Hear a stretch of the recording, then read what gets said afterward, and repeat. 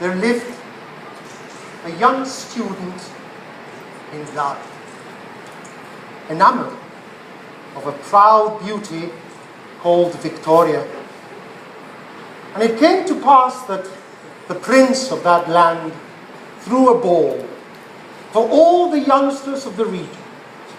And one cold winter morning, our young student rose with the hope of visiting the lovely Victoria, intending to offer himself as her escort.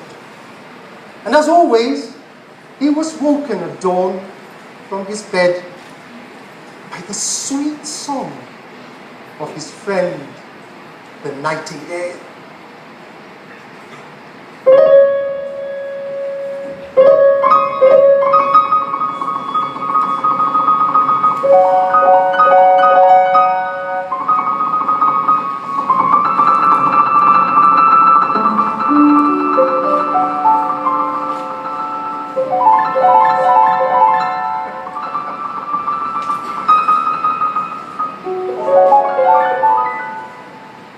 I thank you for your song, little nightingale.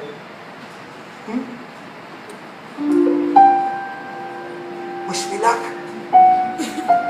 Wish me luck today, dear friend.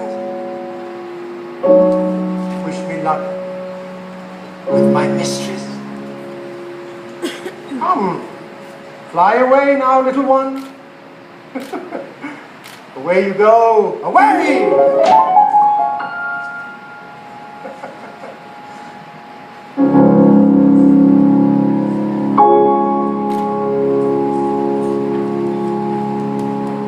The nightingale has form, he said to himself. That cannot be denied to her. But has she got feeling? I'm afraid not. In fact, like most artists, she's all style without any sincerity. Still, it must be admitted that she has some beautiful notes in her voice. What a pity that they do not mean anything. When he came below Victoria's window, the young student naturally woke her with a song.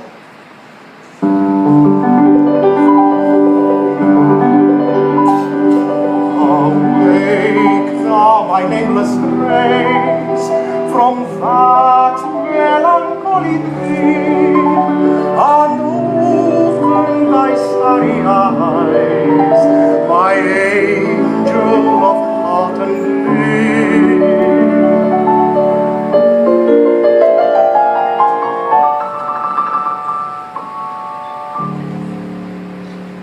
The passion that I have known, I now will dare to tell, yet in your sweet ear alone, what once to me befell. Thy face like the songs of spring, with crickets, with shh, heavens, what noise!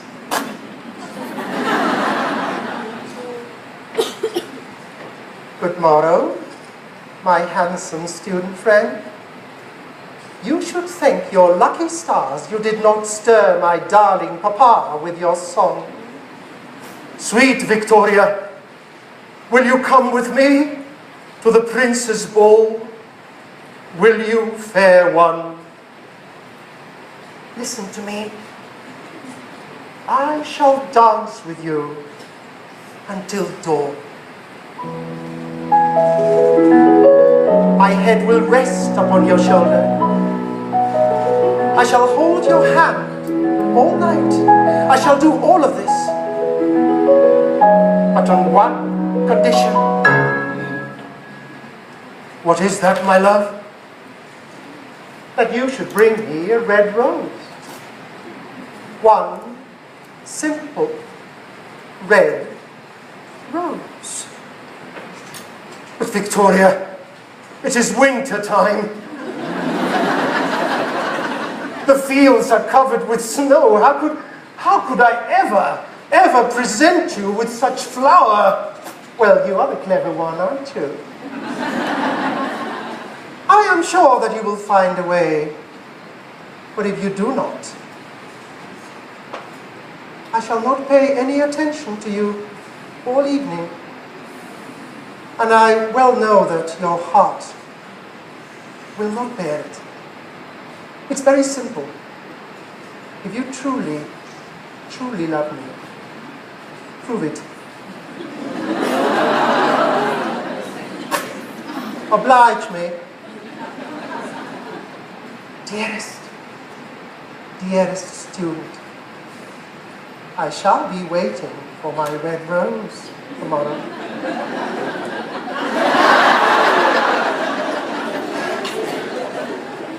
Victoria said that she would dance with me if I brought her a red rose, cried the young student, but there isn't a single rose throughout the land. And thus, his beautiful eyes filled with tears. From her nest in the oak tree, the nightingale heard him, and she looked out through the leaves and wondered, on what little thing does happiness depend?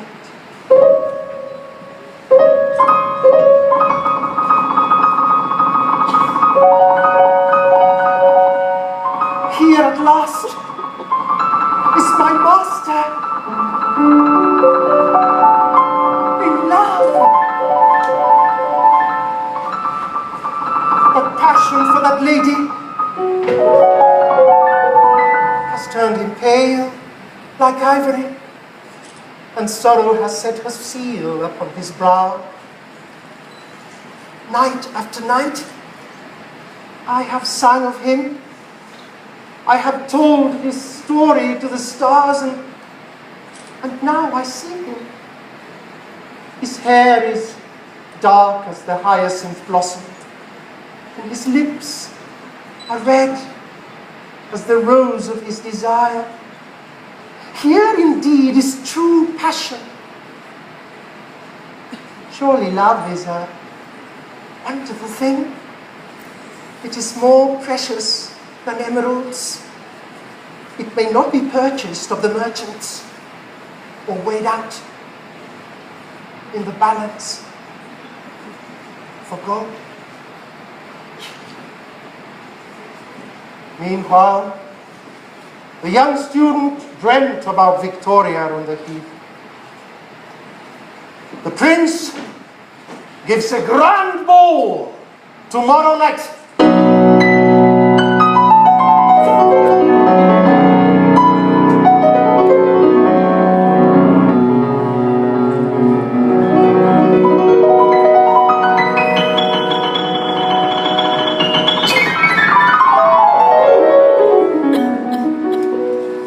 Musicians will play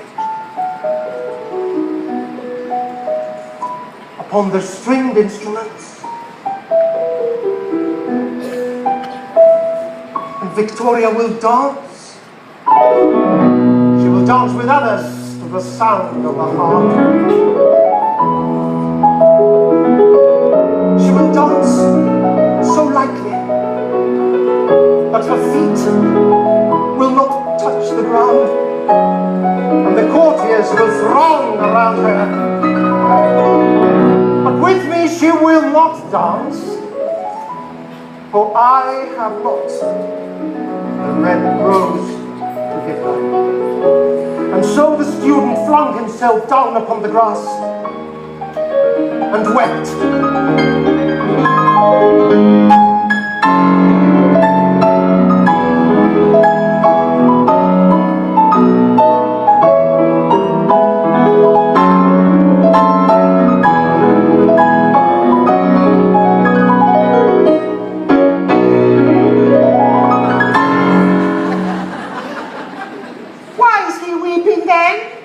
Asked a little green lizard as he ran past him. whispered a daisy to his neighbor. "He's weeping for a red rose. Don't you see?" "For a red rose?" cried the lizard. "He must be bonkers." And the lizard, who was something of a cynic, disappeared with his tail in the air, laughing away amongst the shrubs. Ha! But the nightingale understood the secret of the student's sorrow, and she sat silent in the oak tree and thought about the mystery of love.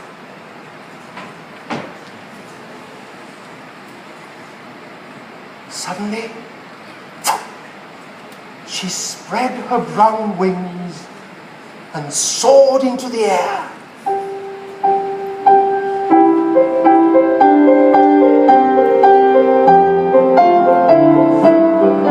She passed through the grove like a shadow. And like a shadow, she sailed across the garden. And in the center of the grass plot was standing a bare rose tree. And when she saw it, she flew over to it and lit upon a spray. "Give me a red rose," she cried from the branch, "and I will give you my sweetest song." But the tree shook its head. "My roses are white," it answered, "whiter than the snow upon the mountain. But go to my brother, who grows round the old sundial, and perhaps he'll give you what you want."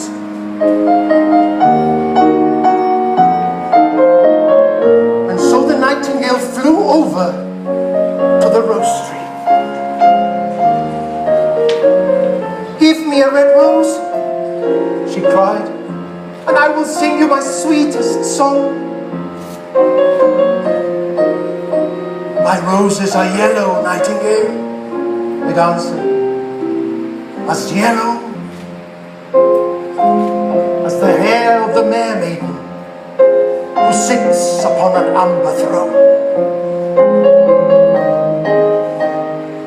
Yellower than the daffodil that blooms in the meadow.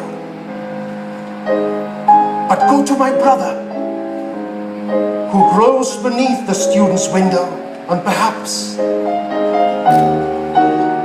he will give you what you want." And so, the nightingale flew over to the rose tree that was growing beneath the student's window.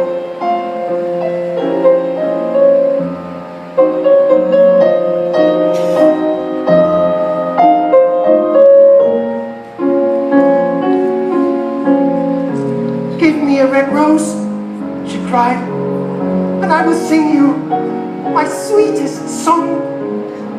But the tree shook its head.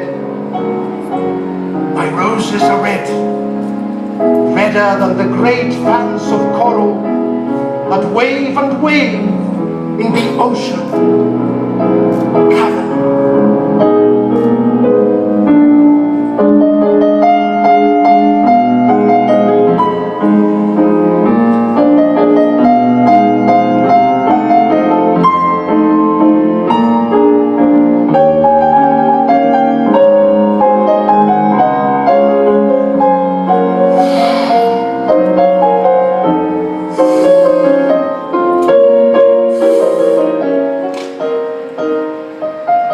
But winter has chilled my veins.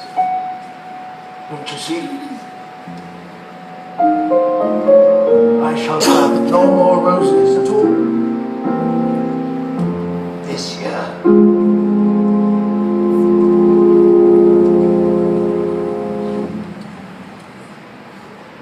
"One red rose? Just all I want?" cried the nightingale. "Only one? One red rose? Is there no way by which I can get it?" "There this away, answered the tree. But it is so terrible that I dare not tell it to you. Speak, said the nightingale. I am not afraid.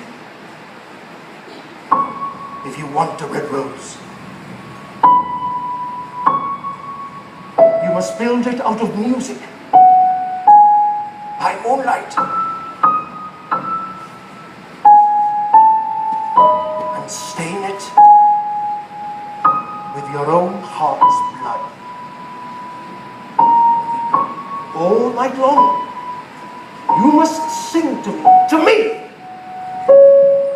with your breast upon my thorns. Your blood shall flow within my veins, and give birth to a rose.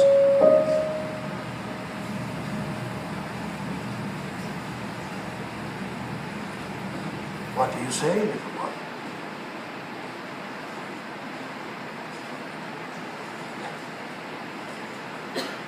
I will do it.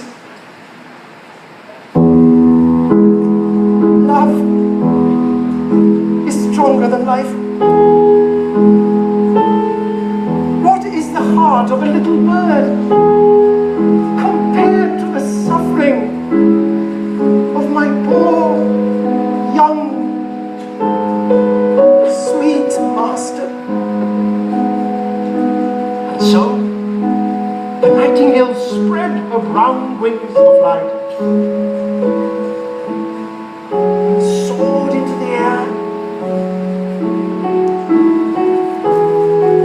The young student was still lying on the grass where she had left him, and the tears were not yet dry. Be happy. You shall have your red rose. I will build it by moonlight, out of music, with my very heart. All that I ask of you in return is that you will be a true lover, for love is wiser than philosophy, though she's wise. The student looked up from the grass and listened.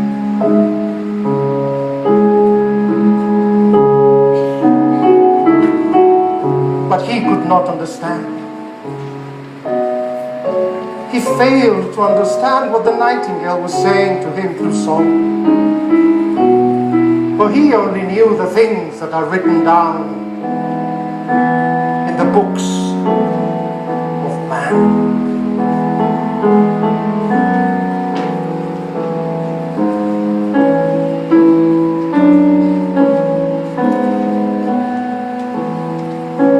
And so, when the moon shone in the heavens, the nightingale flew to the rose tree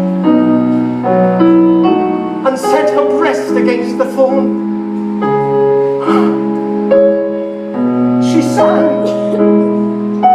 She sang about the passion between a man and his maiden.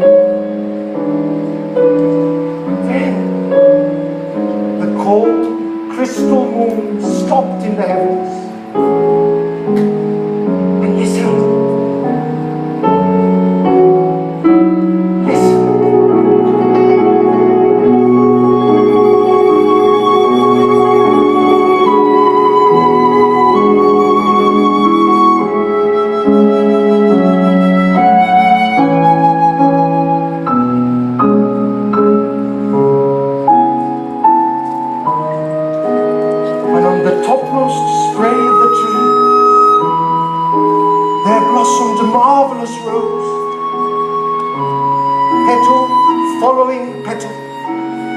A song followed song.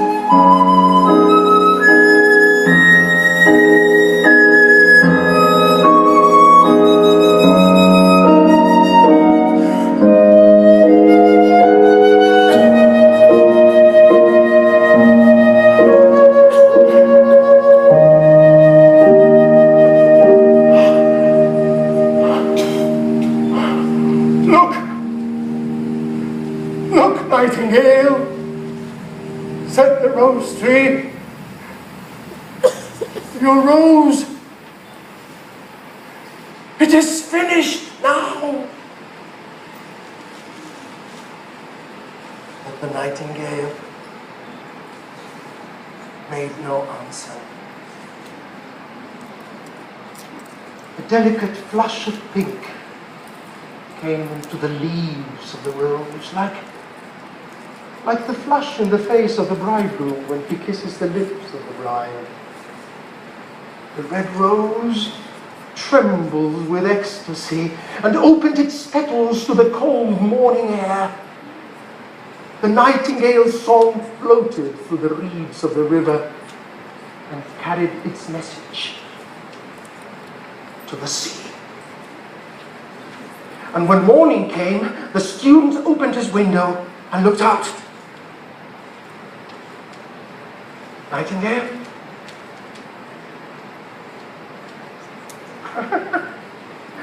Where are you this morning, little one? Why haven't you come to see me? Eh? What?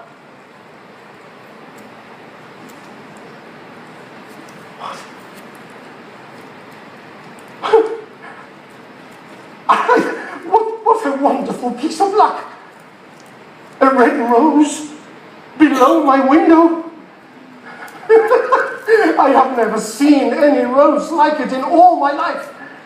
And so he leaned down, plucked it, and rushed to his lover's dwelling. Victoria! Open up! Victoria! Open up! Victoria, hush! What noise again? What is it? What do you want now? Victoria, look! You said that you would dance with me if I could bring you a red rose. Well, here you have it. Here you have it. The reddest rose in all the world. You will wear it. You will wear it tonight next to your heart. And as we dance together, it will tell you how much I love you.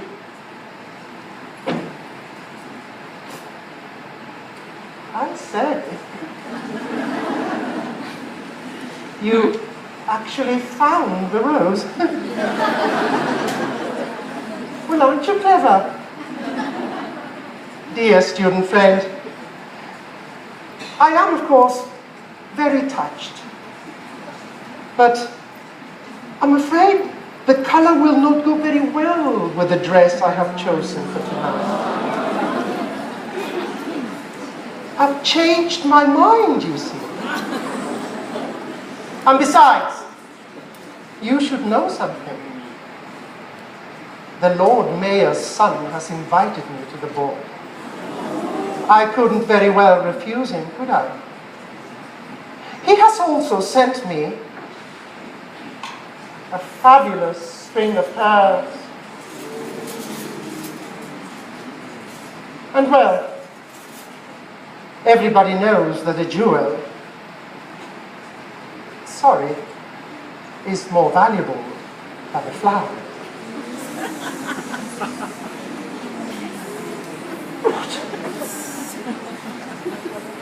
Upon my word that you certainly are an ungrateful one.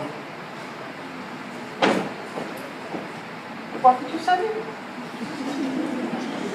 Ungrateful? How dare you? How dare you speak to me like that? You forget your place, sir. After all, who do you think you are? You are only a penniless student with ideas well above his station. Why, I don't believe you have got silver buckles to your shoes as the Lord Mayor's son has. Did you really believe that I would ever dance with you tonight?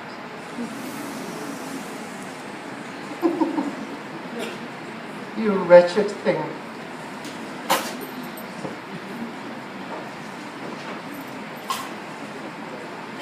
The student returned to his rooms in silence, pulled out a book, and began to read.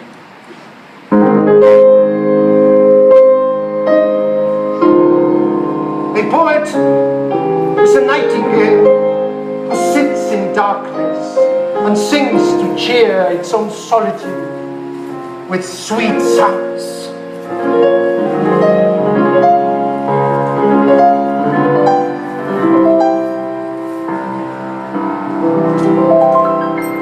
His auditors are as men entranced by the melody of an unseen musician, who feel that they are moved and softened, yet know not whence or why.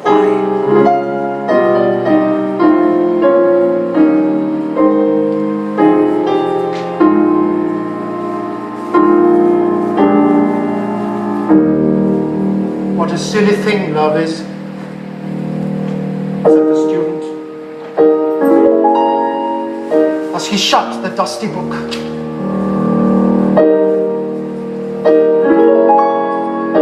It is not half as useful as logic, for it does not prove anything, and it is always making one believe things that are not true, things that are not true.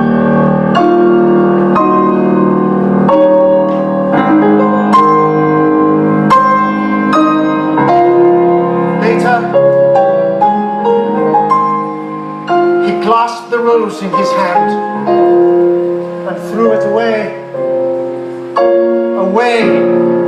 into the river.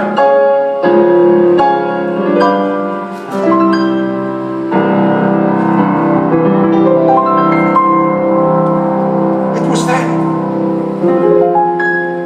that the petals of true love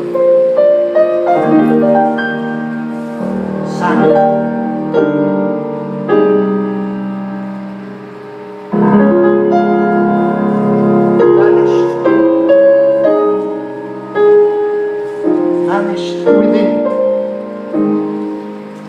the waters.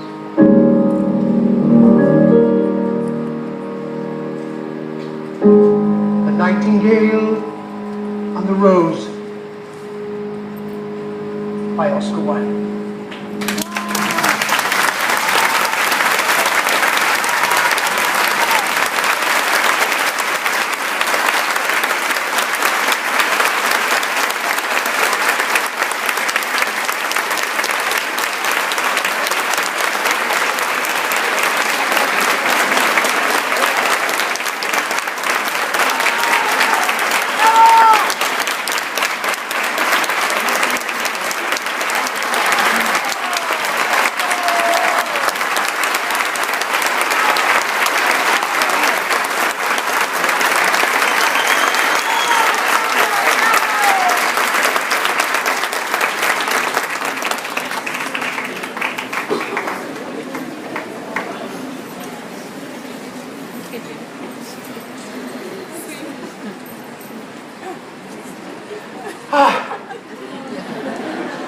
Thank you most kindly for your generous applause.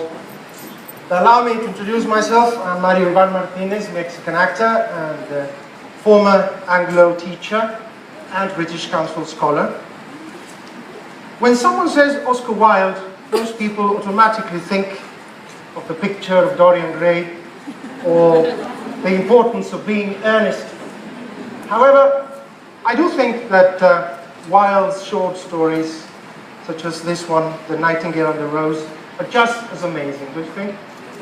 Well, many people don't like short stories because there isn't a lot of reading material, but Wilde's stories carry really deep, meaningful messages.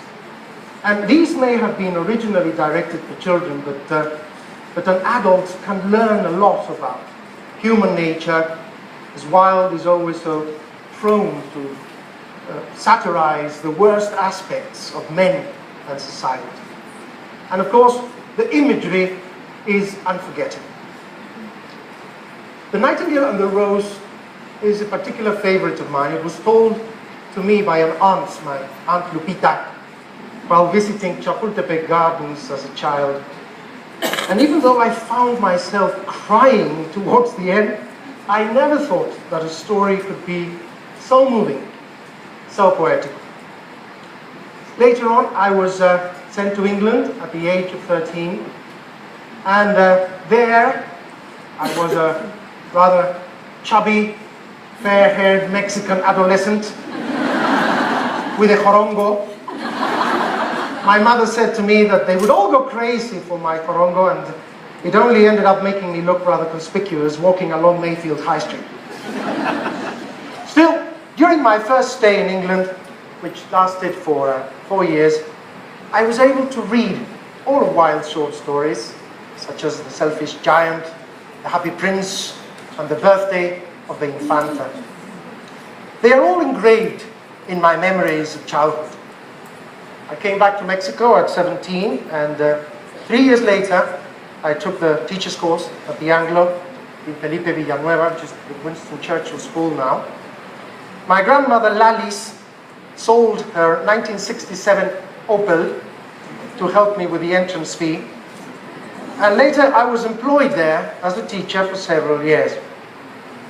And you see, at the same time, I was studying drama with mentors such as Julio Castillo, Sergio Jimenez, and Héctor Mendoza. And as my education in both areas progressed, I was amazed at how effective drama proved in order to capture the attention of my students. And I put into practice many of the exercises that were given to me at drama school, and found that play acting caused surprising and very unexpected results. You see, when one uses this medium, I find that the artificial world of the classroom is transformed. It is transformed into a quasi-real language situation. And it also helps, of course, to break the ice and provides endless opportunities for the students' personal growth.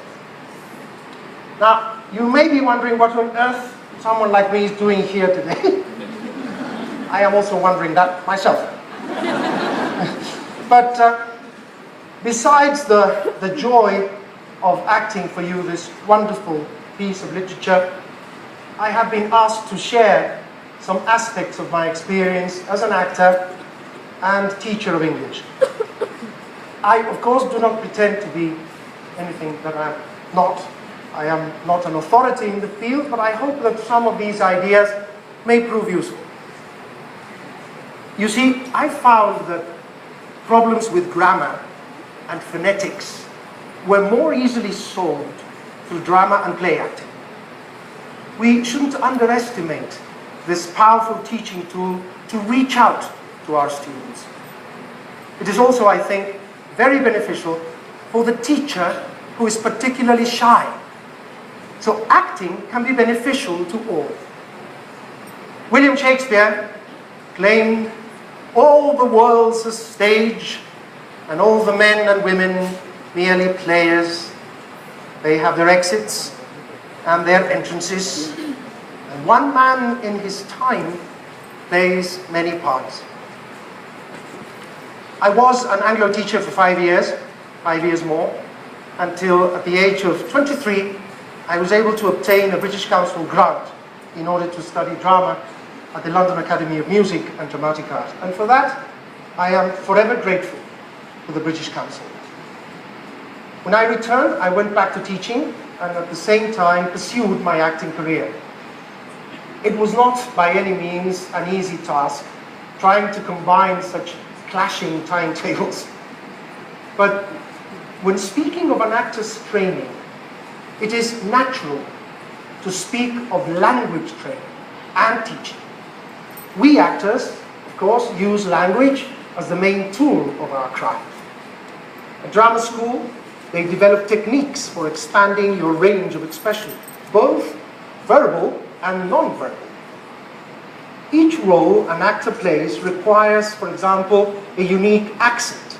In Like Water for Chocolate, for instance, my character had to speak with an American accent. unique gestures and a unique cultural background.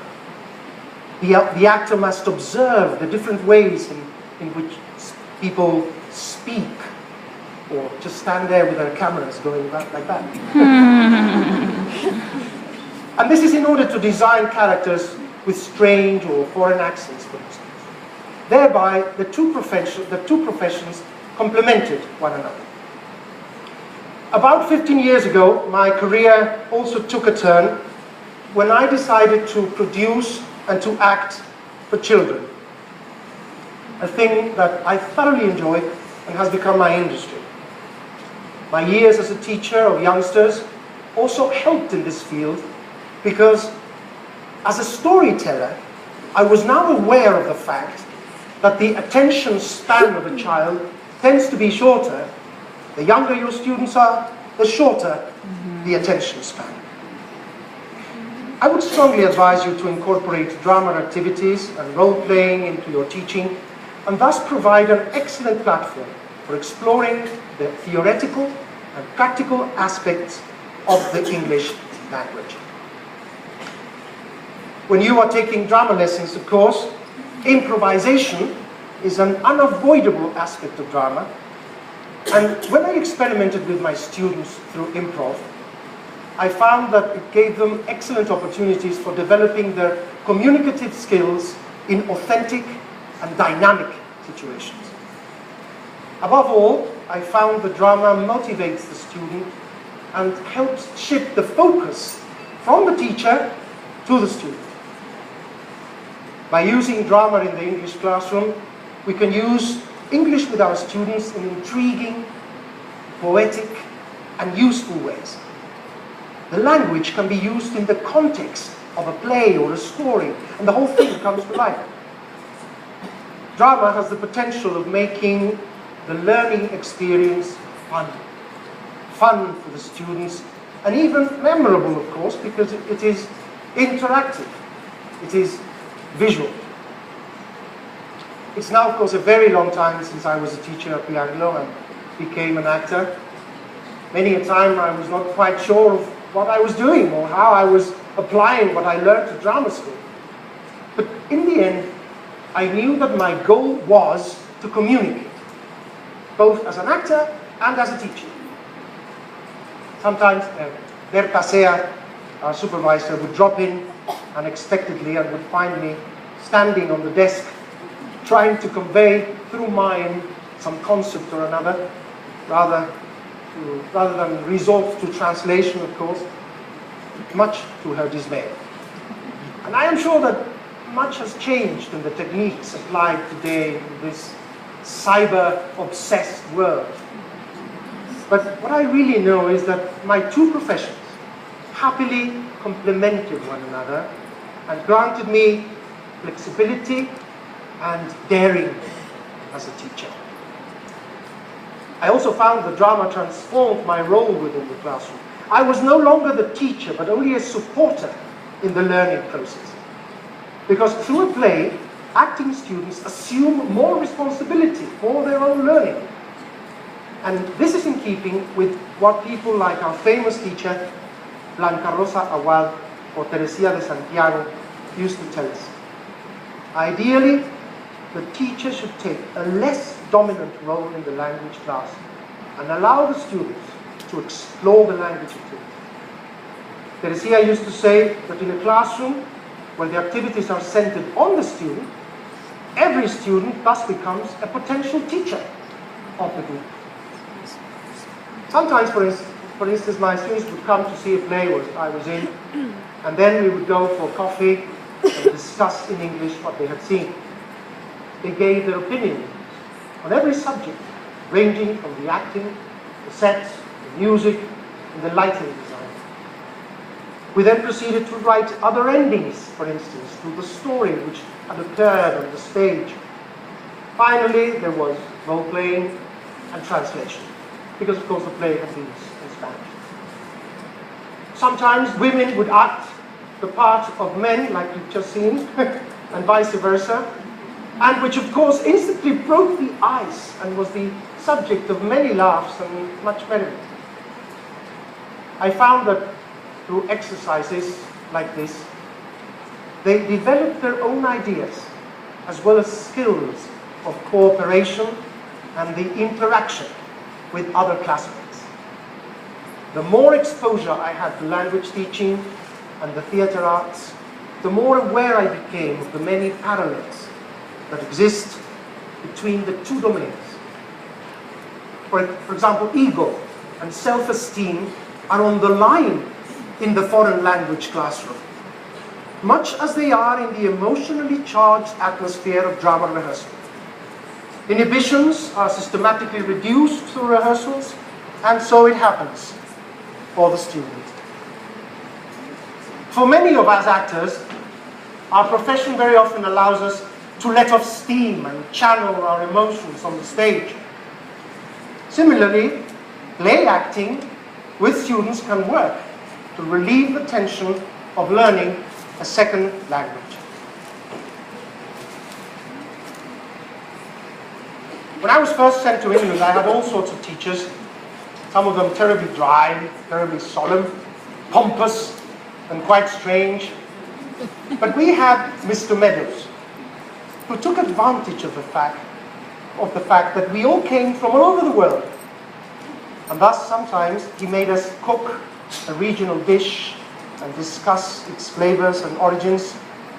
I must say that my enchiladas verdes were a grand success, even though I got the tortillas from a tin can. Other times, we had to pretend to be of the nationality of our peers, and thus explore the many cliches that we were talking about cliches in the other session that prevail in regards to the characteristics of other nations. Meadows understood that drama is an excellent method for studying human nature and working in harmony. He thus encouraged the exchange of knowledge between us and expanded our culture.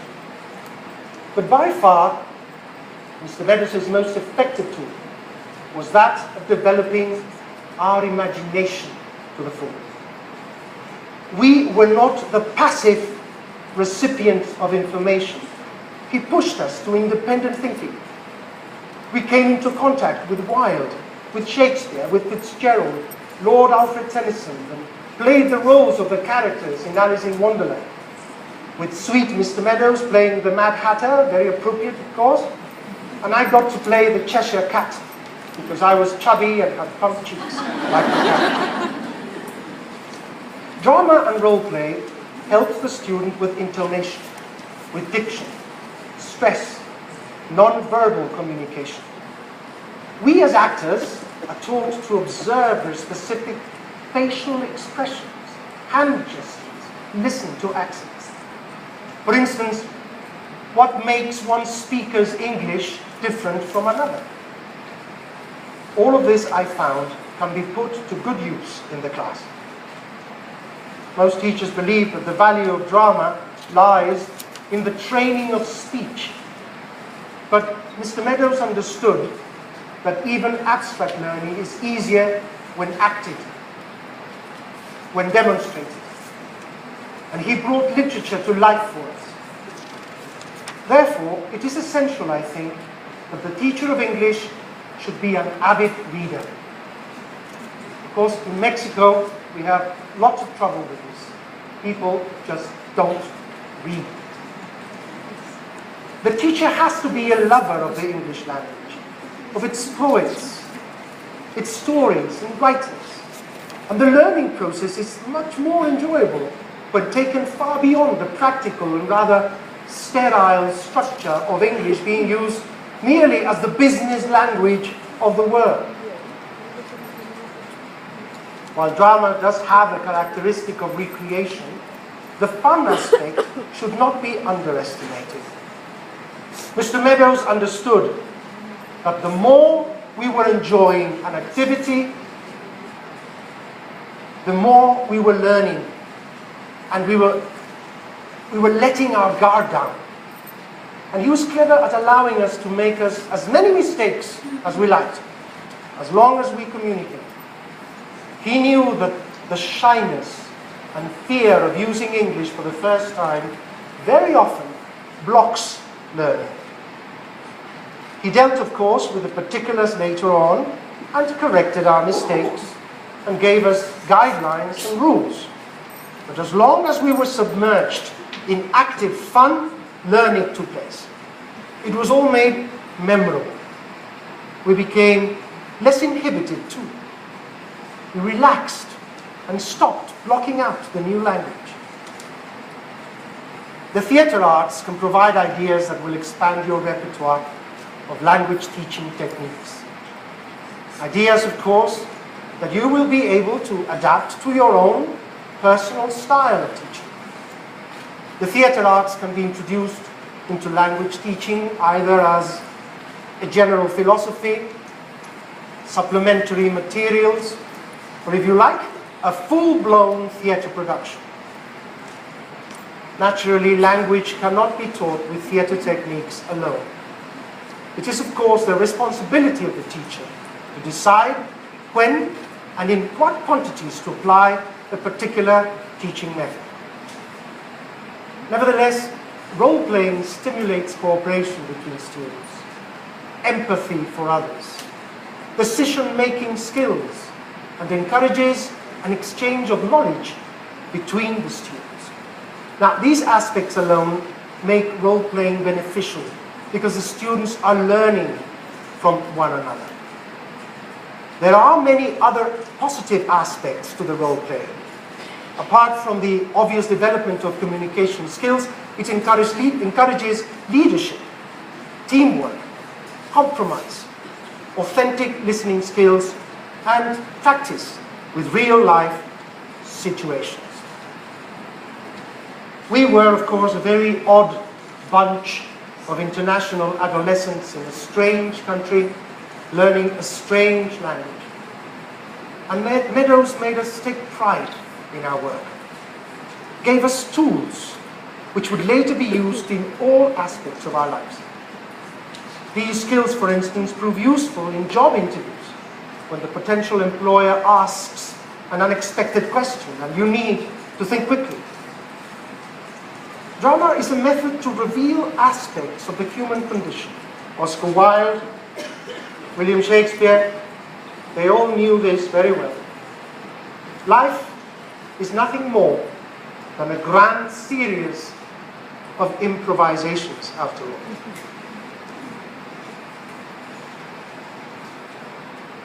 Obviously, the teacher-director should never lose sight of the metamorphic and highly personal nature of improvisation.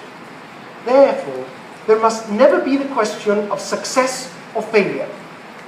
It is all a learning process.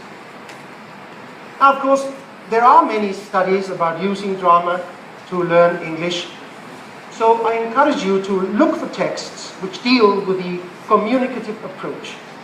There is a gentleman, Wan Yi Sam, book written by him in 1990, which is called Drama in Teaching English as a Second Language.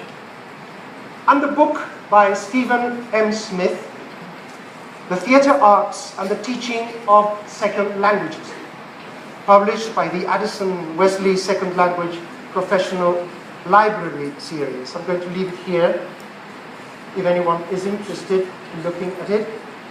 It's a book for language teachers who wish to know about the usefulness of theatre arts for language teaching. It's both practical and theoretical, containing exercises and techniques as well as fundamental theatre. It's for all language teachers, especially directed to the teaching of adults and adolescents. Nonetheless, I think that teachers of beginners and young children will also recognize the relevance of this book and its exercises. Drama, in its purest form, gives the student several avenues to self-awareness. It is one of the closest literary forms to life itself. We sometimes do not spend enough time encouraging our students to use their imagination. It's not only about feeding information. It is, I believe, about giving them the spark that makes the ordinary learning process into something incredible. In order to accomplish anything worthwhile, we first need to imagine it, to dream about it. Dreams without imagination would be like life without color. In life, we are all playing many roles, and therefore we are wearing many masks. Let us use them for learning. Thank you very much for having me, and have a lovely day.